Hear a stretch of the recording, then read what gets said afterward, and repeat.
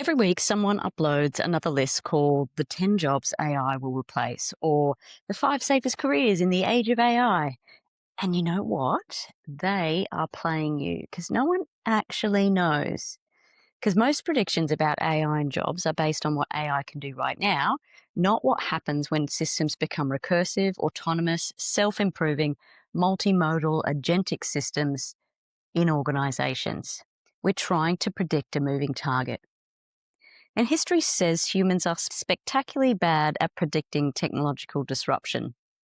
In the early internet era, people thought we'd all become paperless, and instead we created social media managers, podcast producers, influencer marketers, app developers, and entirely new industries no one saw coming.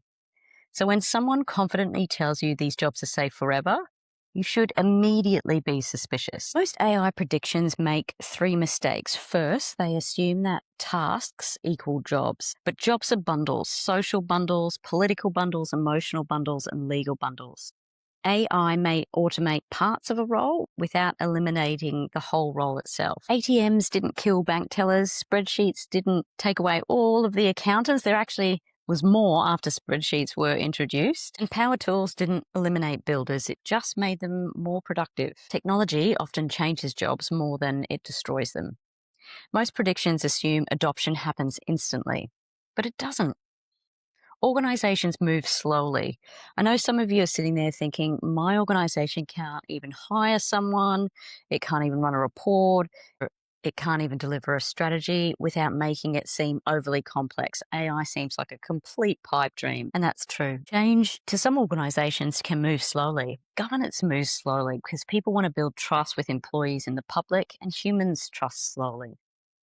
The technical possibility of replacement is not the same as economic, legal, or cultural replacement. Humans redesign work around technology constantly. So if you've landed here to find the safe, certain jobs of the future, they might not exist, although some jobs might be more resilient than others, and we will get to that in a moment. But if you are looking for safety and job security, you want to be looking at building career adaptability, because safe might be just for now. It might not be forever. And the research keeps showing the same thing. People with higher career adaptability experience less AI anxiety and more resilience during technological disruption. Career adaptability, it's got 4 dimensions: concern, preparing you for the future, that you're aware of the change, you're thinking about it and what it means for you, and you're acting on the information. Control is the second dimension. It's feeling agency over your choices, so you're not feeling that AI is being done to you. And curiosity, exploring alternatives, having openness to considerations, having an openness to consider new possibilities. And the fourth pillar is confidence, believing you can learn and adapt. And this can be hard, particularly if you've experienced a redundancy or restructure, because that can really knock your confidence. But this is about hope and belief that you can get through. So all these 4 things combined may matter more than your current job title. But with that said, there are categories of work that appear more resilient than others. I'm not giving golden guarantees, but these are not AI proof, but they are more resistant. Therapists, executive coaches, negotiators, advisors, relationship managers. The first category is trust intensive. AI is getting very good at information synthesis, but humans still place enormous value on relational trust, accountability, and empathy, especially when the stakes are emotional, financial, or existential. Think about therapists, high level consultants, executive coaches, wealth advisors, senior recruiters, mediators. People don't just pay these professionals for answers, they pay for confidence, reassurance, interpretation, and judgment. Organizational research shows trust and legitimacy matters, and it is enormously important during uncertainty. But I'm no Tinkerbell. AI will transform these professions. I can't stop that. Neither can you. Therapists will use scribe listening technology so they don't have to take notes. And it might suggest treatment pathways. Lawyers may automate research, but they are using their judgment to make decisions and expertise to advise. Coaches could use an AI training coach for when they're not around that's trained in their method. The trusted human may become more important as complexity rises. The internet disrupted digital work first because digital environments are easier to automate. Physical reality is harder. The real world is messy. Hey, we live in it every day. We know it's unstructured and variable. Electrician walking into a 60-year-old building is the definition of ambiguity. And AI struggles in this because when environments are unpredictable, when they're physical and contextual and high liability, it really struggles. That's why electricians, plumbers, HVAC technicians, robotics repair specialists, renewable energy technicians, infrastructure maintenance workers, they'll all remain relatively resilient. In the short term, with AI acceleration, we'll need more physical infrastructure, data centers, energy systems, robotics maintenance, network hardware, battery systems. The AI economy still runs on physical systems. But again, these jobs won't remain unchanged. And when the data center is built, you'll just need maintenance. The modern tradesperson may become part technician, part systems operator, part AI collaborator. The future electrician might troubleshoot with wiring, but then build machine learning smart systems. This one surprises people because AI can already generate content, but content and meaning are not the same thing. We are entering an era of infinite synthetic content, which makes the authentic human perspective more valuable and not less. People follow creators for their opinions and insights, their emotional resonance, their lived experience, taste, credibility, and style. But humans really attach meaning to stories. And this applies to educators, community builders, thought leaders, documentary storytellers, public intellectuals, creators.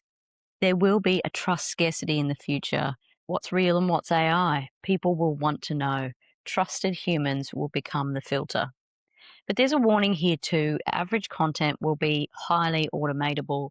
And so the middle will collapse. People will thrive who have strong personal brands. They've got deep expertise and a unique perspective.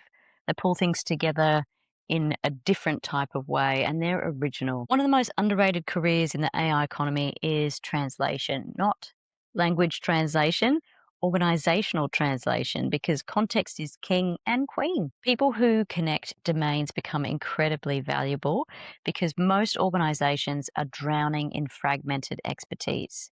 The people who thrive may be those who can connect technology and business, psychology and data, AI ethics, operations, strategy and engineering and communication. These are often titled product managers, innovation leaders, transformation consultants, strategic communicators, system thinkers.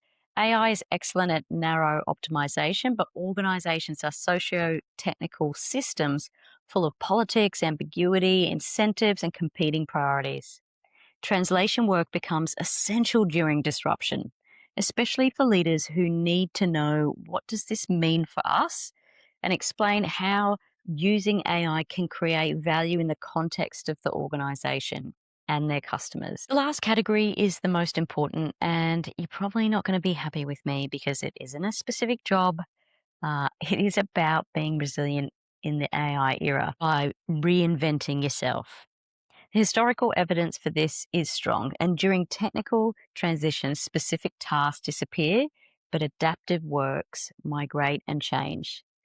The labour market reorganises. The increasing career durability may depend less on expertise alone, but more on your ability to learn quickly, your psychological flexibility, adaptability, ability to experiment, identity flexibility, and that's uncomfortable because our education systems trained us in stability. And as humans, we favor comfort over discomfort. I mean, who actually loves an ice bath? The most future proof skill might be the ability to become a beginner again. And I don't want to get all sort of Brene Brown on you, but there is vulnerability to that. Being a beginner is putting your ego aside, starting again after developing years of experience, feeling like the new grad and being okay with that. So, what will AI replace? Will it replace your job? Well, it might, but we definitely know it will change in some way. So, what can you do about it? Listen to people you can trust on the topic, or you'll start freaking out. My job is not to scare you. There are YouTubers out there that are using clickbait headlines and doomsday content, tell you the world's going to explode and all the jobs are going to blow up and we're will all be on universal basic income by 2030. Just know that anyone pretending they have certainty about the long term labour market impacts of recursive AI systems, they're probably making it up. There's a light. And if history has taught us anything, is that humans are resourceful. And I don't want to make that sound super lame, because there will be disruption and displacement and discomfort. And the key thing is we know the change is coming.